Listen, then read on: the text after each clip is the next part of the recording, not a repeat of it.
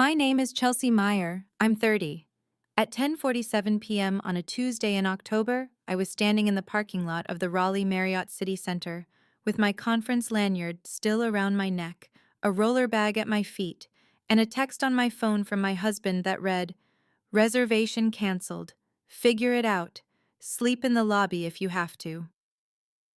The lobby lights through the glass doors were warm, gold, the kind of warm that looks like safety from the outside. I stood there for 4 minutes and 11 seconds. I know because my phone screen stayed lit. Garrett's text sitting there like a smear across the glass of everything I thought my life was. And I did not cry. I did not call him back. I just stood there in the October air, 48 degrees and smelling like wet pavement, and I thought, he planned this. Not because he forgot, not because of some billing error or crossed wires. Garrett planned to cancel that reservation at 10:47 at night because he knew I'd already driven 40 minutes from our townhouse in Cary, because he knew I had a 7:45 a.m. presentation to 200 benefits professionals the next morning, because he knew that if I was rattled enough, humiliated enough, exhausted enough, I might mess it up. And if I messed it up, maybe I'd start to believe what he'd been telling me for 2 years, that I wasn't that good at my job anyway. Before I go on, if stories about standing up for yourself mean something to you, if you've ever had someone try to make you small so they could feel big, please hit like and subscribe and tell me in the comments where you're watching from right now and what time it is there. I want to know you're out there. I needed to know someone was out there on that night in that parking lot. I didn't have that. But maybe you do now. I ended up calling Denise Brennan, who I'd known since our daughters were in the same Gymboree class, who had gone through her own divorce 3 years earlier and had come out the other side with a condo in Durham, a garden full of tomatoes, and the kind of hard-won calm that you can't fake. She answered on the second ring.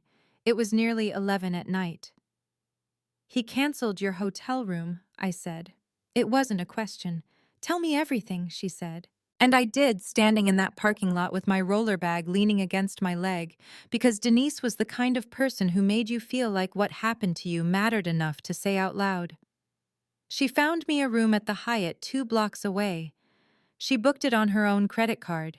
She said, "You go give that presentation tomorrow like your life depends on it, because it might." She was right. She just didn't know yet how right she was. Let me take you back 3 years, to a Tuesday afternoon in March, when I first walked into the Palmetto Insurance Group offices on Glenwood Avenue in Raleigh. The carpet was that particular shade of corporate gray-blue that always smells faintly of burnt coffee and ambition. My manager, Rob Kessler, met me at the elevator and shook my hand twice, the kind of handshake that means I'm glad you're here rather than nice to meet you. He showed me to a desk with a window. Not a big window, a narrow one, facing the parking deck. But it had light in the afternoons, and I had my daughter Piper's first school photo in a frame from Target, and I thought, this is the beginning of something real. I'd spent the 2 years before that doing benefits entry work for a staffing agency, the kind of desk job that disappears from your resume the moment something better comes along. But Rob had looked at my work samples and said something I hadn't heard in a professional context before. He said, "You explain complicated things simply. That's rarer than people think." I'd driven home that afternoon and told Garrett over dinner. He'd nodded and said, "Just don't let it go to your head." He said it lightly, like a joke. I laughed. Piper was 2 years old and throwing peas from her high chair, and I laughed, and I thought he was teasing. I think about that moment now, the peas on the floor, the way he smiled when he said it, the way I laughed. I should have heard it for what it was. The first time I understood that something was genuinely wrong with our finances, I was sitting at the kitchen table on a Sunday morning in February, about 18 months before the hotel. Piper was at my mother's. Garrett was supposed to be at the gym. I was trying to reconcile our household budget, something I did every month, something Garrett had started referring to as my little accounting project, always with that half smile, always with that particular note in his voice, like I was a child playing pretend. I opened our joint Bank of America app and stopped. The checking account balance was $1,847. That's not right, I said out loud to no one. We were supposed to have close to $9,000 sitting there. I'd deposited my paycheck 6 days earlier, $2,614 after taxes. The mortgage was $1,550. The utilities ran about $280. Even accounting for groceries and gas and Piper's daycare copay, the math did not come close to that number. I started scrolling through transactions. Transfers, withdrawals, most of them labeled simply as Zelle or external transfer. No descriptions, no recipients I recognized. Garrett's car was in the driveway when I called him. He picked up on the fourth ring, and in the background I could hear what sounded like a restaurant. Silverware, low voices. "Hey," I said carefully. "I'm looking at the checking account." Silence. Then, "Okay.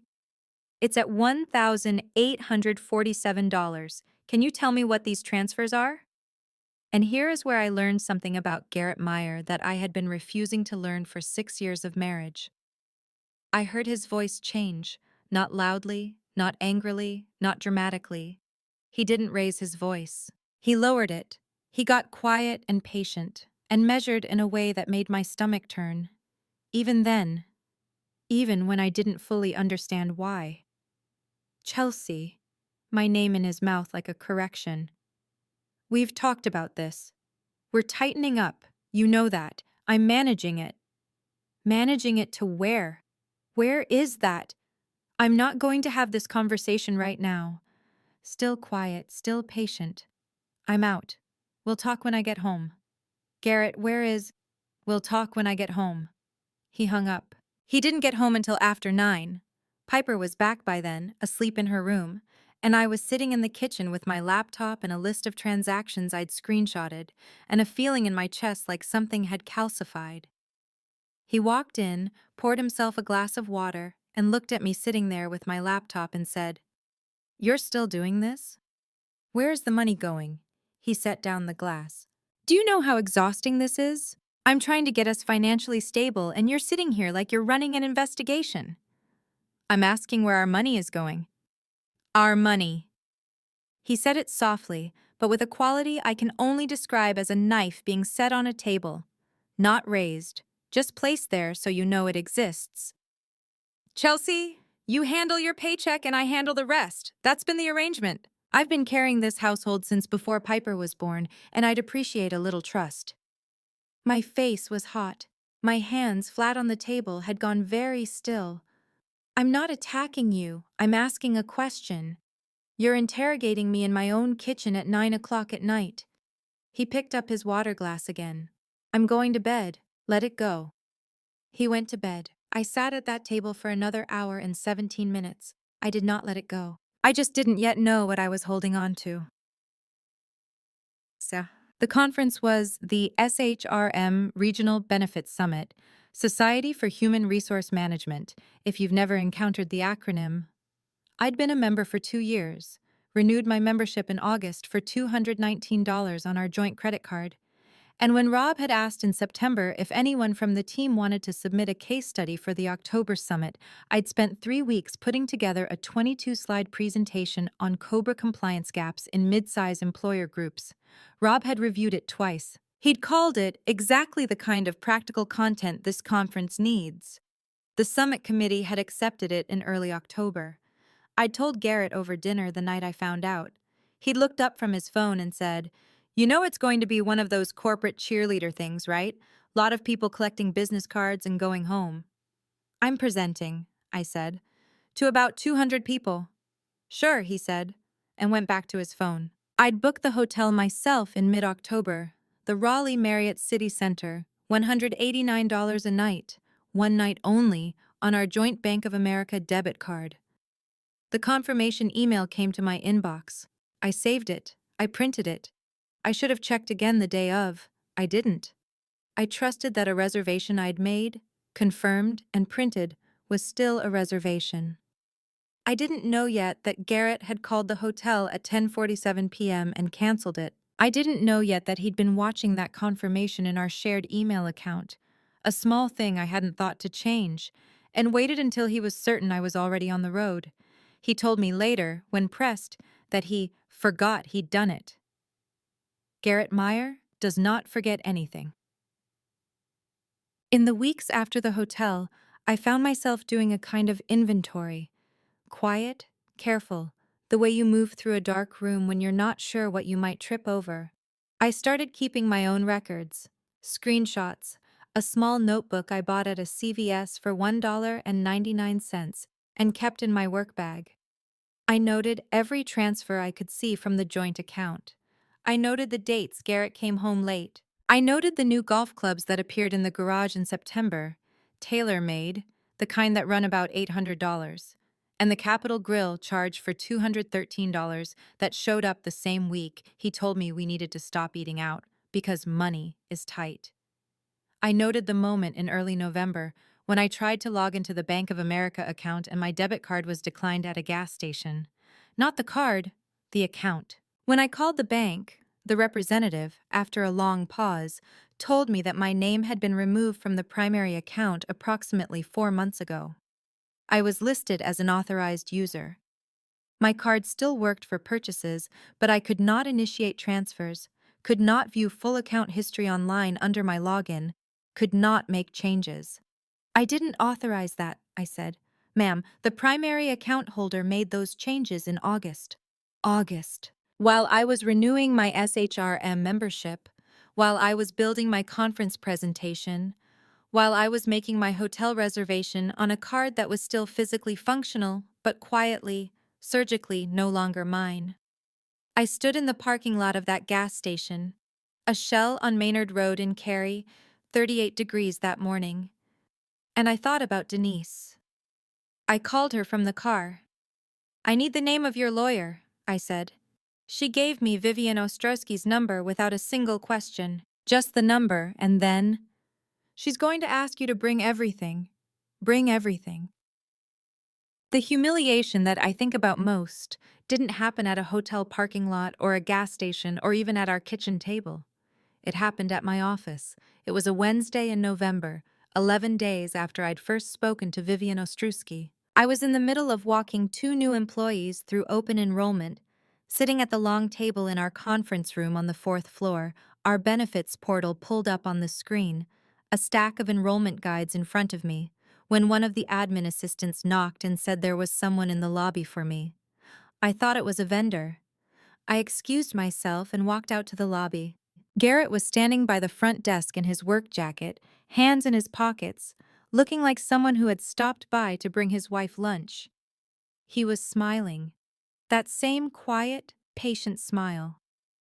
Our receptionist, a woman named Paulette, who had worked there 11 years and had the kind of stillness that comes from seeing everything, looked at me with an expression I couldn't fully read. "Hey," I said carefully. "Hey." He looked around the lobby. "Nice place. You've been here, what, 3 years now?" As if he hadn't dropped me off in this parking lot. As if he hadn't attended the company holiday party in this building. "I'm in the middle of a session," I said. "What's going on?" "I just wanted to check in." He said it conversationally, pleasantly.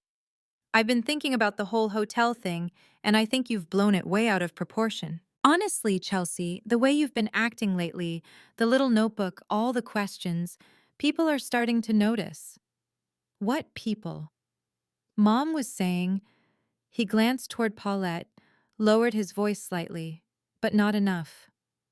"Mom was saying your mother called her, upset, and I think at some point you have to ask yourself whether this energy you're putting into making me the bad guy is affecting your work."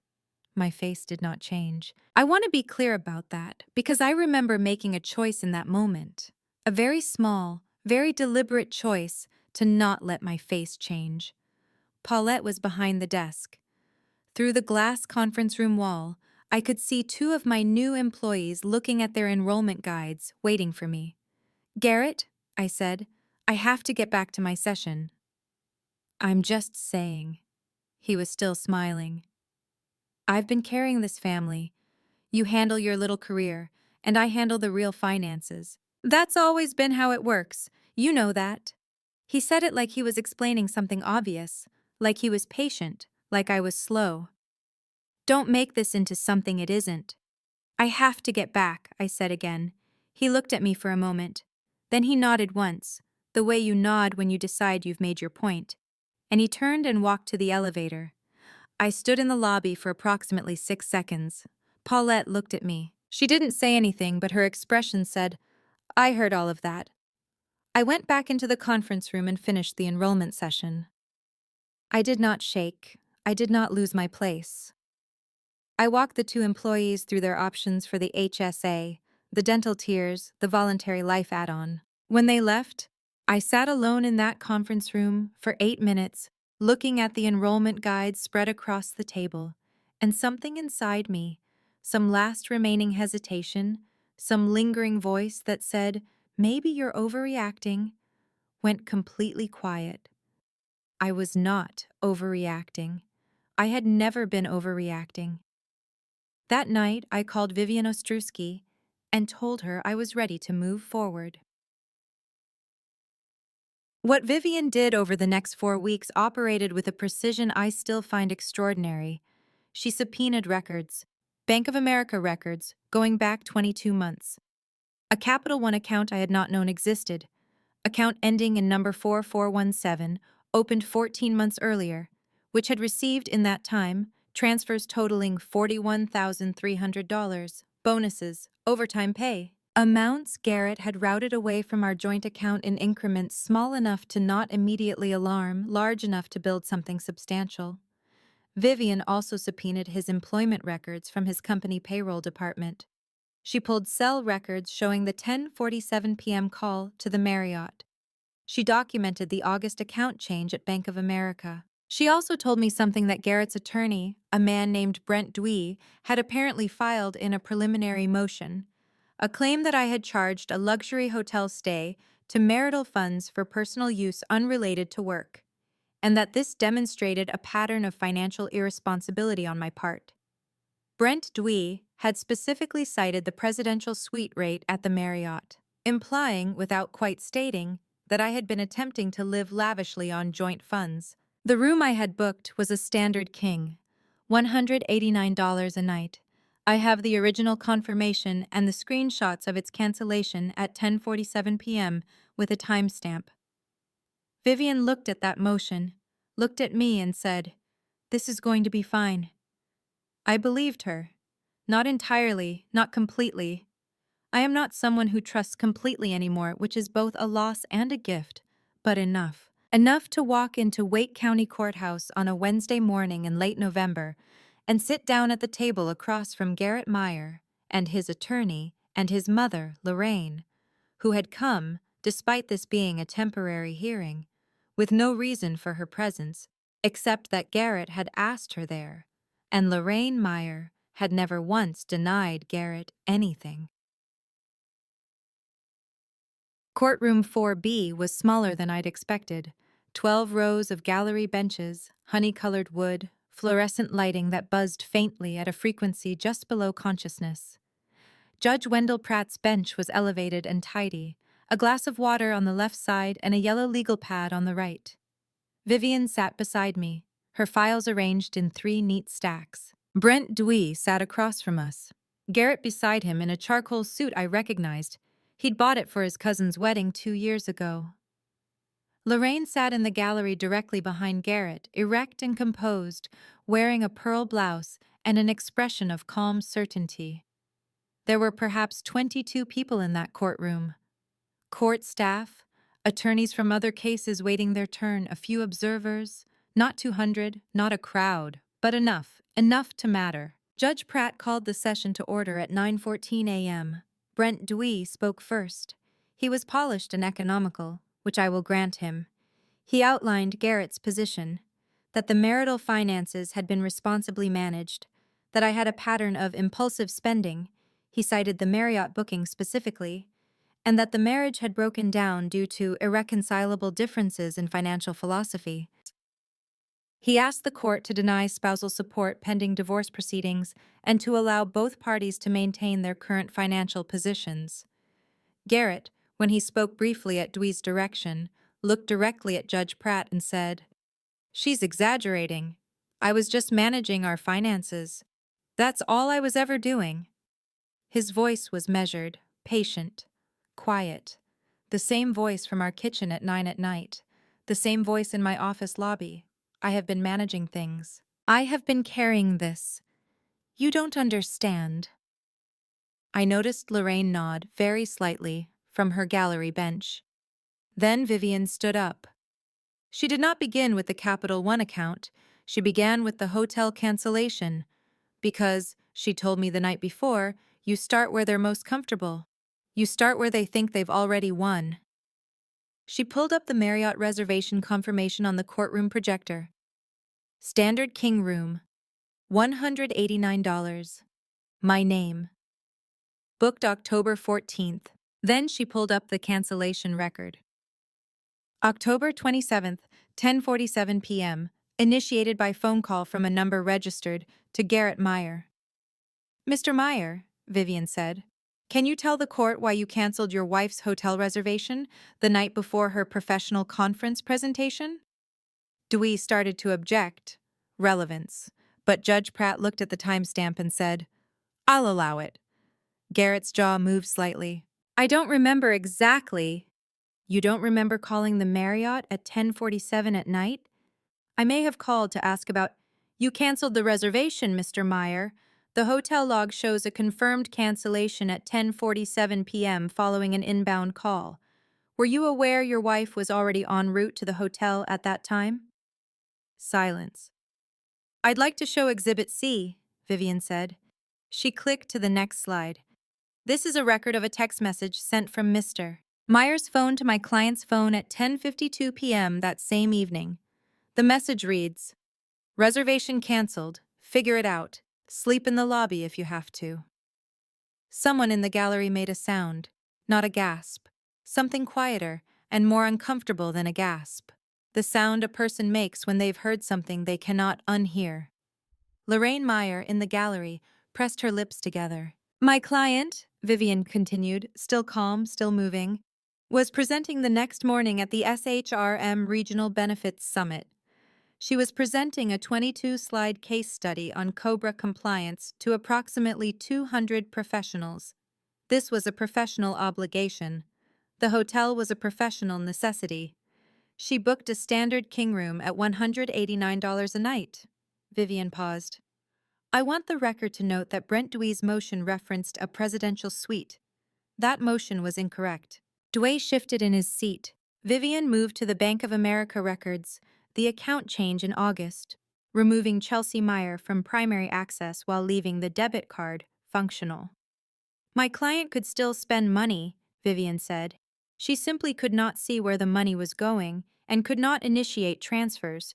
This was not an accident. This required a deliberate action at a branch or by phone."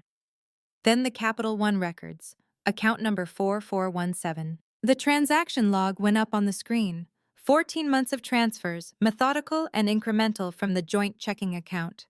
The total, $41,300.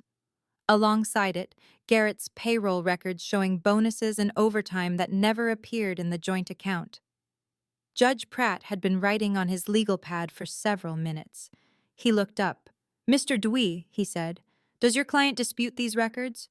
Dewey conferred with Garrett for a moment in a low voice. Then, "Your Honor, my client's position is that he was building a reserve account for family emergencies."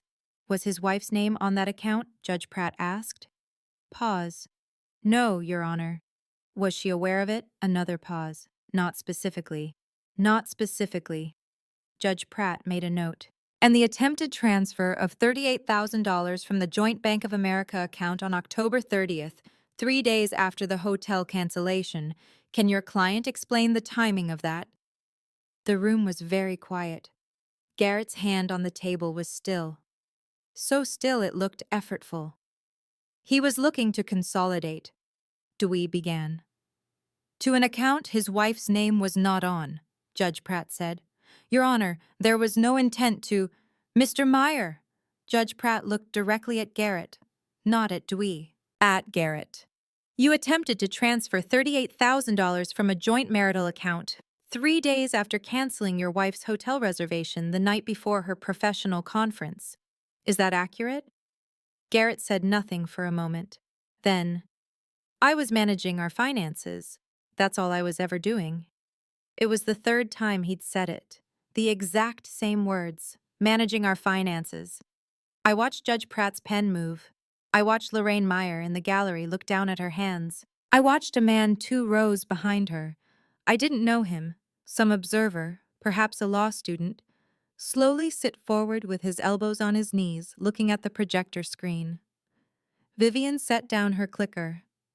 Your Honor, my client is employed full-time as a benefits coordinator at Palmetto Insurance Group. She has a 4-year-old daughter. She has had her name removed from the primary marital account without her knowledge, has been subjected to a deliberate act of career sabotage the night before a professional presentation, and is now living in the marital townhouse while carrying the full cost of her daughter's daycare, $1,140 a month, from a checking account that her husband has been systematically draining for over a year. We are requesting $1,400 a month in temporary spousal support and full financial disclosure. Judge Pratt did not deliberate at length. He looked at the records for a moment. I watched his eyes move across the page, calm and methodical.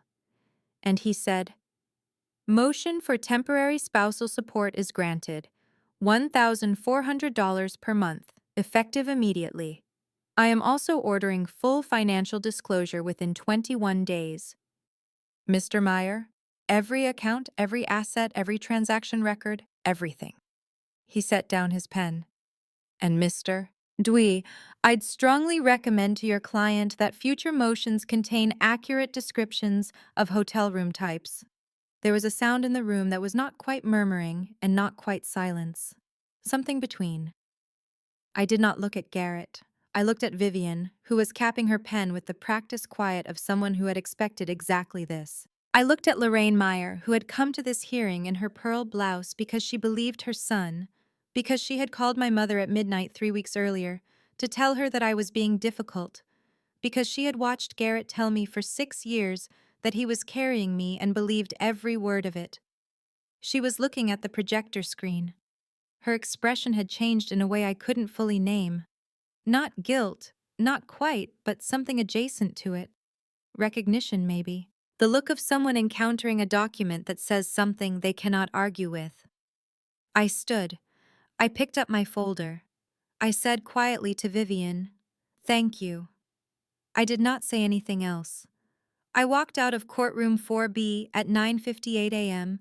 and into the corridor of the Wake County Courthouse, which smelled of floor wax and recycled air and the particular institutional quiet of places where things are made official.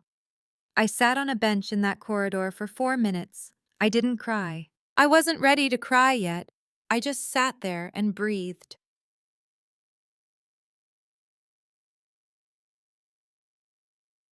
I want to tell you what happened in the weeks after that morning because I think the after matters as much as the moment. Garrett's attorney requested a continuance on full financial disclosure. Judge Pratt denied it. The records came in, all of them, subpoenaed directly from Capital One and Bank of America. And what they showed, in their entirety, was worse than what we'd already known. The Capital One account number 4417 had $41,300 in it. But there were also 3 months of golf club charges, 4 Capital Grill dinners, and 2 charges from a sports travel company for a golf weekend in Myrtle Beach that had happened in March, while Garrett had told me we couldn't afford for Piper to go to music class this semester. Music class cost $45 a month. Brent Dewey withdrew from the case in early December. Lorraine Meyer has not called my mother since the hearing. My mother told me this without comment, and I received it the same way. Denise brought me dinner the week after.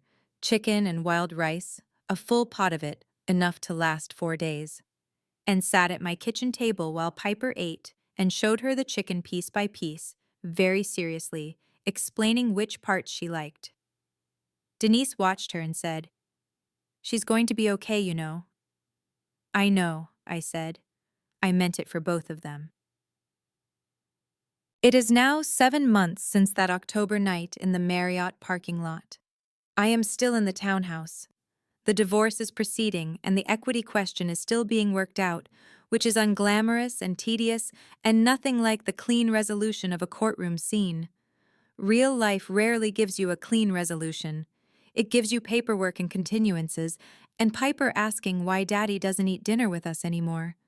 I tell her honestly that Daddy and I are working some things out. She accepts this with the particular adaptability of 4-year-olds, who are more resilient than we give them credit for and more perceptive than we sometimes want them to be. Rob Kessler asked me in January if I'd be willing to present at next year's regional summit. Not a case study this time, a full session on account compliance strategies. An hour-long slot. I said yes. I have already started building the slides. My SHRM membership is current. I renewed it in February, on my own account, in my own name. The small notebook I bought at CVS for $1.99, the one Garrett called my little accounting project, is in a manila envelope in a fireproof box in my closet, along with the screenshots, the hotel confirmation, the cancellation timestamp, and a copy of every court document Vivian filed. I don't look at them often, but I know exactly where they are. Guys, if you're watching this, I want to say something to you that isn't about me or Garrett or the courtroom or any of it. I want to talk about the money. Not the $41,300, not the attempted $38,000 transfer. I mean the smaller money, the $45 music class, the $1.99 notebook. The way someone can make you feel like you have no right to question where things go. Like tracking what belongs to both of you is somehow a betrayal of trust.